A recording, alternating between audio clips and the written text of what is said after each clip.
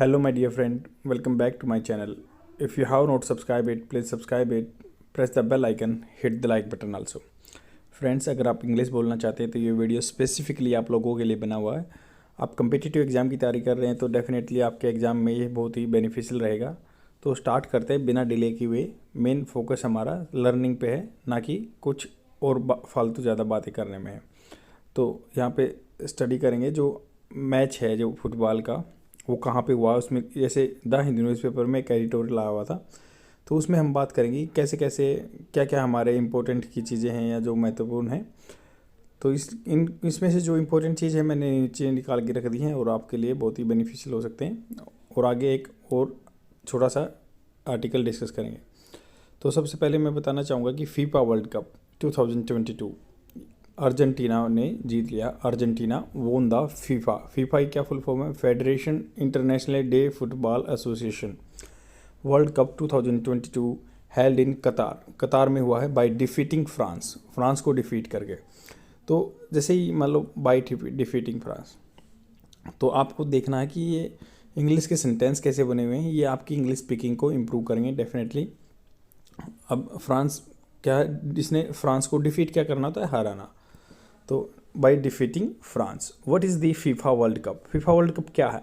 About the most prestigious होता है बहुत इज्जतदार, जिसका बहुत मान सम्मान हो, tournament in the world taking place quadrennially का मतलब होता है 4 साल में एक बार होने वाला। First FIFA World cup held in Uruguay 1930। तो यहाँ पे याद रखने की बात है कि फीफा वर्ल्ड कप पे क्वेश्चन बन सकता है। 1930 में हुआ उरुग्वे में, वोन बाई उरुग्वे के द्वारा ही वोन किया गया, जीता गया। तो विन की सेकंड फॉर्म आई है, वर्ब की सेकंड फॉर्म आई है यहाँ, विन की सेकंड फॉर्म। और ट्रॉफी क्या होता है? The trophy cup awarded from 1930 to 1970। Awarded वही वर्ब की सेकंड फॉर्म, पास्ट में बात हुई है। तो 1930 से 70 के बीच में ट्रॉफी कप दिया गया। इस ट्रॉफी कप का क्या नाम था? Jules Rimet trophy. ये जूल्स रिमेट एक बंदे का नाम है, उसके नाम पे ही ट्रॉफी थी। Named for the Frenchman who propose the tournament. Frenchman के नाम के आगे थी हु प्रोपोज, जिसने टूर्नामेंट को प्रपोज किया। A new trophy called the FIFA World Cup. एक नई ट्रॉफी जिसको फीफा वर्ल्ड कप कहा गया, was put for competition in 1970।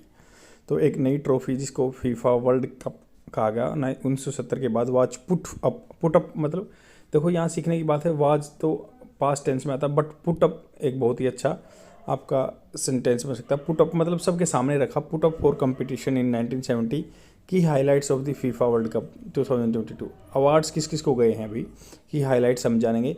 FIFA announce a number of award to recognise the great performance of the player throughout the World Cup. तो throughout मतलब पूरे world cup में उन्होंने अच्छा perform किया, उनको उनकी पोजीशन को रिकग्नाइज कर रहा है FIFA. Including golden boot.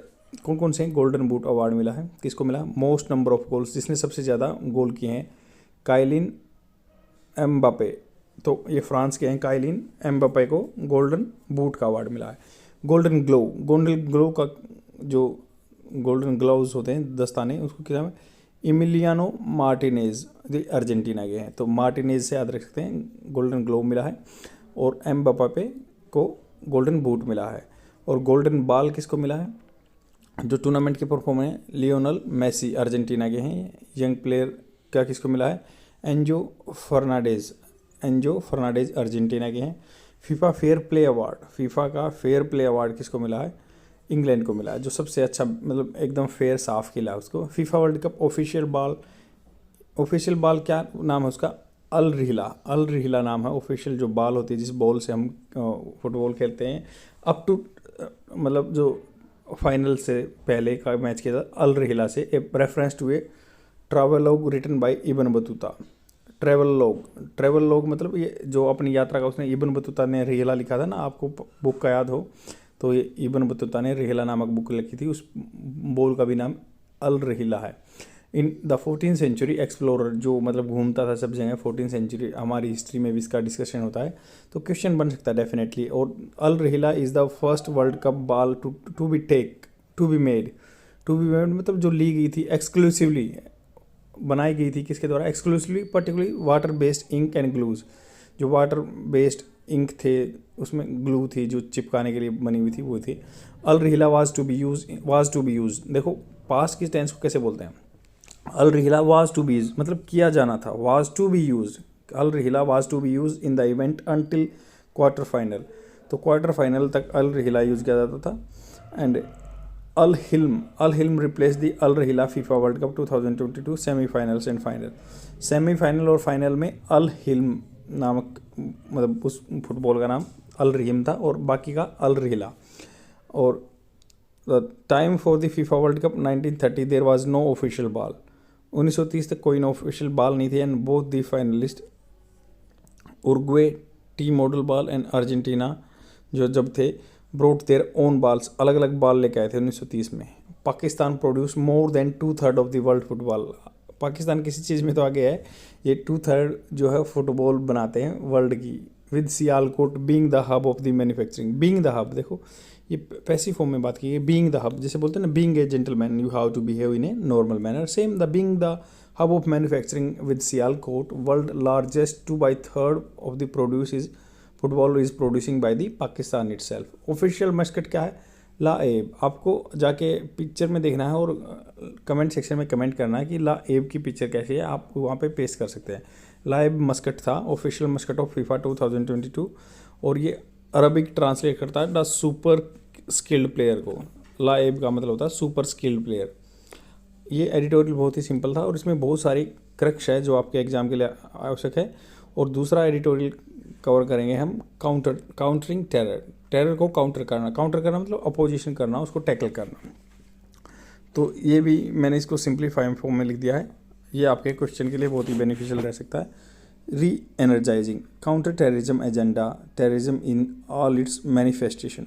Manifestation मतलब मैनिफेस्ट क्या होता है, मैनिफेस्ट क्या होता है उत्पन्न होना। तो ये जितने भी इसकी फॉर्म है आर अनएक्सेप्टेबल है एंड नेवर बी जस्टिफाइड, ये जस्टिफाइड नहीं हो सकता। Today all states in every region are vulnerable to terrorism.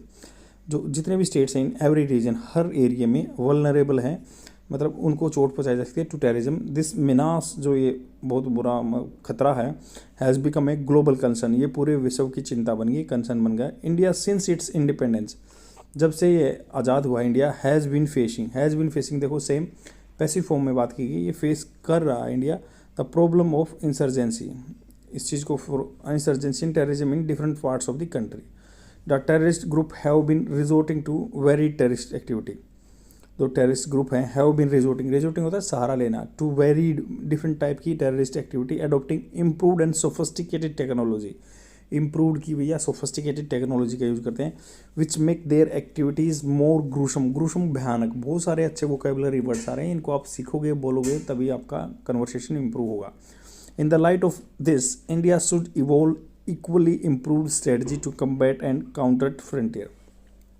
Evolve मतलब अपने आप को डेवलप करना चाहिए, इक्वली इम्प्रूव स्ट्रेटजी बनानी चाहिए टू कम्बैट रोकने के लिए, काउंटर फ्रंटियर जो हमारा फ्रंटियर है बॉर्डर है उनको काउंटर करने के लिए। टेररिज्म इन दी कॉन्सोनेंस क्या होता है सामंजस्य with the global counter terrorism strategy, जो विश्व पटल पर एक स्ट्रेटजी बनाई रही है उसके कॉन्सोनेंस में सामंजस्य में इंडिया को आना चाहिए। What is the current framework for combating terrorism in India, अब क्या फ्रेमवर्क चल रहा है।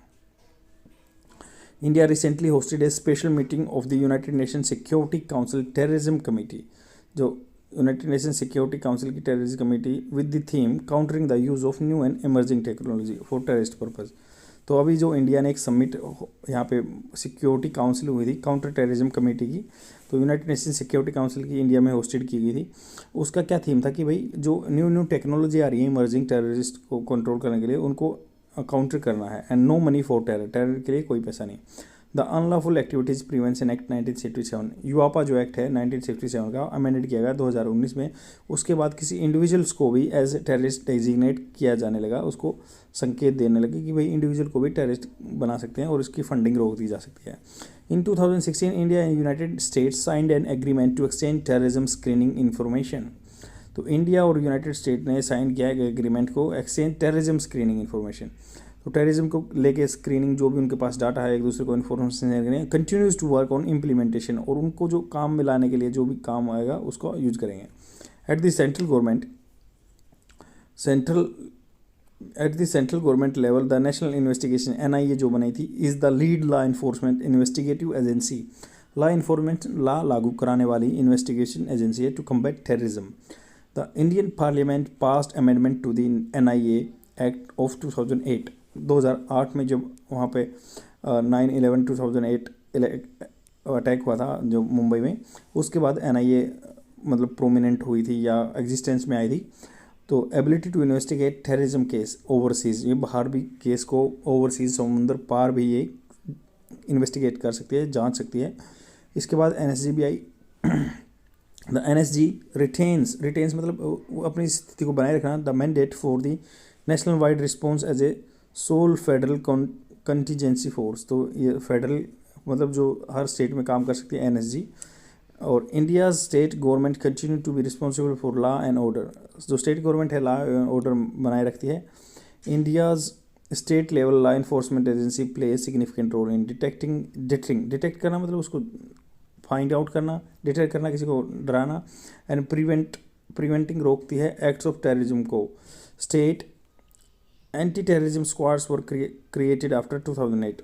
जो टेररिस्ट स्क्वाड बनाए गए 2008 के बाद for rapid first response. What are the challenges, क्या चैलेंजेस हैं टेररिज्म को कम्बैट करने के लिए। टेररिस्ट फाइनेंसिंग मतलब पैसा मिल रहा है टेररिस्ट को, इसलिए है। अकॉर्डिंग टू दी IMF एक डाटा दे रहा है, and World Bank criminals are estimated to launder मतलब जैसे वाश करना होता है, अपने पैसे को ब्लैक मनी को वाइट मनी में कन्वर्ट करने, अप टू 4 ट्रिलियन तक पैसा वो हर साल वॉश आउट करते हैं, वो लॉन्डर करते हैं। Fund movements by terrorist have also been concealed through the charities and alternative remittance मतलब जैसे कोई बंदा यहाँ से बाहर गया हुआ है, अपने घर पे पैसा भेज रहा है कमा के, तो उसको रेमिटेंस बोलते हैं। और चैरिटीज़ के जो शो हैं उसके थ्रू ये करते हैं। इट टेंट्स होता है किसी की इमेज को मतलब बिगाड़ना। It tents the international financial system, ये बिगाड़ता है इंटरनेशनल फाइनेंशियल सिस्टम्स को, बदनाम करता है। एंड इरोड्स उसको ख़राब कर देता है। Public trust in the integrity of the system, ये पब्लिक की ट्रस्ट को, विश्वास को ख़त्म करता है जो सिस्टम में है। Several states are also accuse of sponsoring terrorist organisation. बहुत सारे स्टेट्स मतलब यहाँ पे स्टेट्स की डेफिनेशन एज ए कंट्री लिया गया है, means some country are promoting the terrorist activity, like you can take example of the Pakistan and contributing to global threat of terrorism. Furthermore the lack of regulate नहीं कर रहे हैं, control नहीं कर रहे हैं क्रिप्टो करेंसी को। That's why people are getting money in the form of the digital currency, and definitely it can be detrimental. ये बहुत ही नुकसानदायक है क्योंकि बंदों को डिजिटल वे में रुपया मिल रहा है और वो कहीं पे जाना नहीं पड़ रहा उनको इलीगल एक्टिविटीज़ के लिए। Could make it A breeding ground मतलब जहाँ इन्फेस्टेशन हो सकता है, उत्पन्न हो सकते हैं, ब्रीडिंग ग्राउंड है, उपज हो रही है टेररिस्ट के लिए। And politicisation of the counter terrorism, तो टेररिज्म को काउंटर कर रहे हैं, उसको पोलिटिसाइजेशन किया जा रहा है, उसको राजनीति का एक मुद्दा बनाया जा रहा है। The member of the United Nation Security Council, जो परमानेंट 5 मेंबर हैं, हैव एक्सरसाइज द वीटो, उन्होंने वीटो एक्सरसाइज की है कई बार, power to varying degrees when it comes to identifying terrorist. आपको पता है इंडिया और USA ने कई बार कोलोबरेट करके they want to recognize the particular person as a international terrorist, but China is countering that particular measures in the favor of the Pakistan. China उसको, क्योंकि वो परमानेंट 5 मेंबर है तो उसलिए वो उसको also absence of, आगे क्या है, also absence of universally accepted definition, जो पूरे वर्ल्ड में definition accepted है, for what constitutes terrorism provides terrorists with an edge and allows some country to remain silent. तो इसलिए जो यूनिवर्सल डेफिनेशन है टेररिज्म की, कुछ कंट्री ऐसे उस चक्कर में क्या साइलेंट रहते हैं and veto any action of the global institution. जैसे यूनाइटेड नेशन सिक्योरिटी काउंसिल कोई रेजोल्यूशन लेके आता, 1267 रेजोल्यूशन होता है, तो उसको काउंटर करते हैं। जैसे like we can take example of the China. Use of emerging technology by terrorist, बहुत अच्छी टेक्नोलॉजी यूज करते हैं। Innovation in computing and telecommunication like wide spread internet access, and to end encryption, तो and to end encryption हो रहा है तो वो उसका ऐसे प्लेटफॉर्म का यूज़ करते हैं। वर्चुअल प्राइवेट नेटवर्क VPN बोलते हैं जिनको, उनका यूज़ करते हैं। Have made new types of operation possible for a higher number of radicalised individuals, जिनको मतलब जिनका ब्रेन वॉश क्या होता है, रेडिकलाइज होते हैं, सेल्फ रेडिकलाइज भी बंदे होते हैं due to prevalent of the net individual across the globe contributing to the threat. Social network फैल गया टेररिज्म का। Social media platforms have turn into potent instrument into the tool kit of terrorist network and their ideological fellow travellers. मतलब बंदे क्या हैं, ये social media platform है आज टूल किट बन गए हैं टेररिज्म नेटवर्क्स के, एंड देर जिनकी आइडियोलॉजी सेम होती है, फेलो ट्रैवलर्स उनके साथी होते हैं उनके लिए। आल्सो लोन वुल्फ मतलब जो बंदा अकेला अटैक करता है, attackers have significantly enhance their capability by gaining access to the new technology, उनको एक्सेस हो गया न्यू टेक्नोलॉजी का। What should be the way forward, क्या वे फॉरवर्ड होना चाहिए? री एनर्जाइजिंग, अपने आप को री एनर्जाइज करना है काउंटर टेररिज्म एजेंडा में। It is necessary to reenergise the global agenda of the counter terrorism, global agenda जो काउंटर टेररिज्म का उसको री एनर्जाइज करना है by emphasising the need for the unity and checking the veto power of P5, veto power कर check करनी है when it comes to identifying terrorist worldwide, terrorist को worldwide accept करेंगे। Adopting a universal definition of the terrorism, जब terrorism की एक universal definition लेते हैं, universal definition of terrorism is needed, बहुत ज़रूरत है यूनिवर्सल डेफिनेशन की, परिभाषा की टेररिज्म क्या है, so that all members of the United Nation General Assembly can incorporate, मतलब एक दूसरे का हाथ मिला सकते हैं, into their own criminal laws, उसको इंक्लूड कर सकते हैं अपने लॉज में, कानून में कोई पर्टिकुलर डेफिनेशन होनी चाहिए टेररिज्म की। बैनिंग टेरर ग्रुप्स को बैन करें, प्रोसिक्यूट उनको मतलब सजा दें terrorist under this special laws, and making cross border terrorism as a extraditable offences. Extraditable क्या होता है कि मतलब एक दूसरे को कंट्री में अगर टेररिस्ट है उसको भेजो वापस वहाँ पे, एक्स्ट्राडाइट करो, अपने देश से निकाल दो। और 1986 में जो India propose draft document on comprehensive convention on international terrorism, तो 1986 में हमें एक कंप्रेहेंसिव व्यापक रूप से कन्वेंशन सहमति हुई थी इंटरनेशनल टेररिज्म पे at the United Nation. However it yet to be adopted by UNGA ने इसको अडोप्ट नहीं किया। प्रिवेंटिंग यूथ फ्रॉम टेररिज्म, तो यूथ को बचाओ टेररिज्म से। Educational establishment play significant role, education दो उनको। Promoting non violence, peaceful coexistence and tolerance, एक दूसरे को टॉलरेंस करने की कैपेबिलिटी जनरेट करनी चाहिए हमें। Also undertaking policy to tackle economic and social inequality will help in deterring disgruntled होता है जो बिल्कुल ग्रजेज रहते हैं, जिनके अंदर शिकायतें रहती हैं, being an lured towards terrorism, तो उनको टेररिज्म की तरफ जाने से रोकना चाहिए। Enhancing capacity of the NIA capacity बढ़ाओ। The Indian military should be specially train to combat cross border terrorism, तो मिलिट्री को टैकल मतलब ट्रेन करना चाहिए कि ताकि लोग क्रॉस बॉर्डर टेररिज्म को कंट्रोल कर सकें। Ensuring coordination among intelligence and security agency, coordination हो जाना चाहिए इंटेलिजेंस एंड सिक्योरिटी एजेंसी के अंदर टू प्रिवेंट इन्फिल्ट्रेशन, एक दूसरे के देश में घुसपैठ से बचाने के लिए। Also in order to have the speedy trial होने चाहिए जैसे केसेस के। India also need to enhance its national criminal justice system and implement strict legal protocol against terrorism, curbing terrorist, तो टेररिस्ट फंडिंग को रोकने के प्रयास करने चाहिए। There is a need for stronger law, बहुत मजबूत लॉ चाहिए that requires banks to perform due diligence on clients और to report suspicious transaction. Bank को भी इनिशिएटिव लेना चाहिए। ड्यू डिलिजेंस मतलब करते हुए निष्ठा जो उनके लिए वो दिखानी चाहिए ऑन क्लाइंट्स पे, and report suspicious transaction to prevent terrorism, तो अगर कोई ऐसा सस्पिशियस मतलब संस्था से कोई ट्रांजेक्शन होता है तो रिपोर्ट करनी चाहिए बैंक को, स्पेशल एजेंसी को। India can move towards the regulating crypto currency को भी रेगुलेट कर सकते हैं हम। आई होप आपको एडिटोरियल दोनों समझ में आएंगे, बहुत ही सिंपल था बट आपके क्वेश्चन के लिए बहुत ही इंपॉर्टेंट है, इसमें से डेफिनेटली क्वेश्चन बन सकता है, तो अपने फ्रेंड में शेयर कर दीजिए और let me know in the comment section like up to what extent you are liking my content. Thank you friends, bye.